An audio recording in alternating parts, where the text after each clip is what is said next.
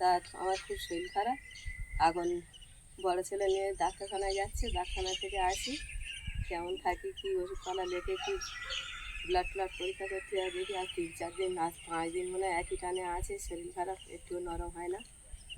তা আজকের এই বাড়ির ধারে ডাক্তার দেখাচ্ছিলাম, ডাক্তার তো কিছু করতে পারেনি। আজকের যাচ্ছি একটু ঘুটিয়ারি যাচ্ছি একটা বড় ডাক্তার দেখাবার জন্য। তো যাই দেখি কেমন থাকি, এখন যাই ওষুধগুলো খাই।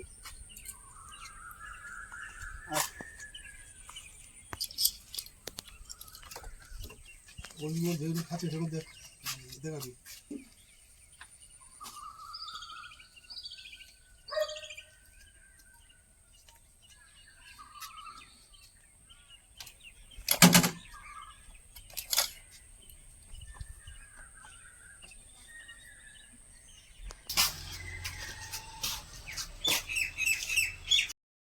রিমির ঠাকুমাকে নিয়ে গেছে ওর বাবা ডাক্তারখানায় ওখানে, আর আমি এদিকে রান্নার জোগাড় বসিয়ে দিয়েছি। রান্না হবে তো তাড়াতাড়ি একটু রান্না করে নিই, সন্ধ্যের দিকে আবার বৃষ্টি ঝড় আসে। রাইসার অবস্থা দেখুন। রাতে রান্নার জন্য কিছুটা কই মাছ ছিল, সেগুলো সবগুলো আমি এখন কেটে নিয়েছি। কাটার পরে কিন্তু ভালো করে ধুয়ে নিয়ে এসেছি। এখন কিন্তু এর উপরে গরম জল দেব, দিয়ে ভালো করে আবার ধুয়ে নেব। গরম জল দিলে পুরো সাদা হয়ে যাবে মাছ, নোংরা যা আছে সব বেরিয়ে যাবে।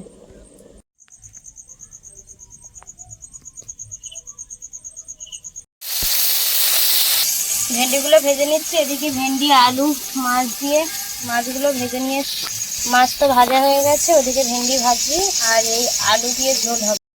ডাক্তার দেখিয়ে চলে এসেছি। ওখানে খুব একটু সমস্যা হয়ে গেছিলো, মা ওখানে মাথা ঘুরে পড়ে গেছিলো, আমি সেইভাবে ভিডিও ধরতে পারিনি, একা ছিলাম।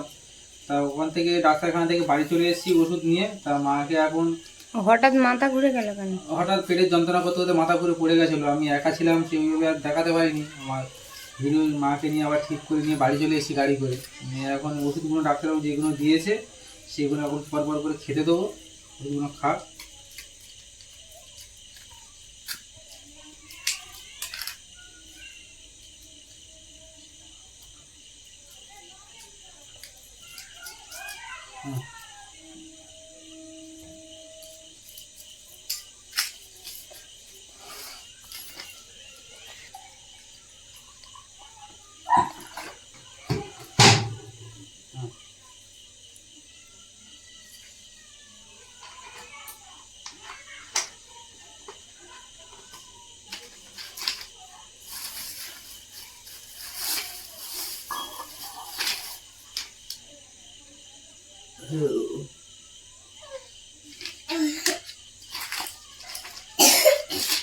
এই ওষুধ খেলে কমে যাবে বললো।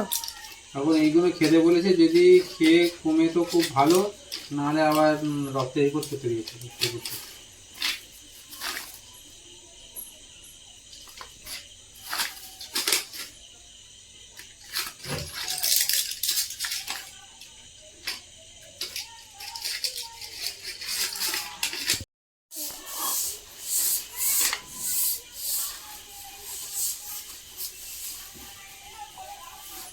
এখন থাক, আর একটু পরে একটা ওষুধ আছে সেটা দেবো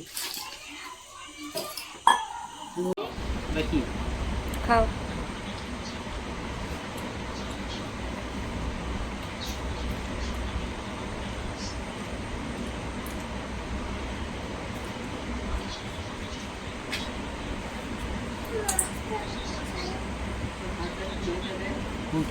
ছেড়ে দেবো।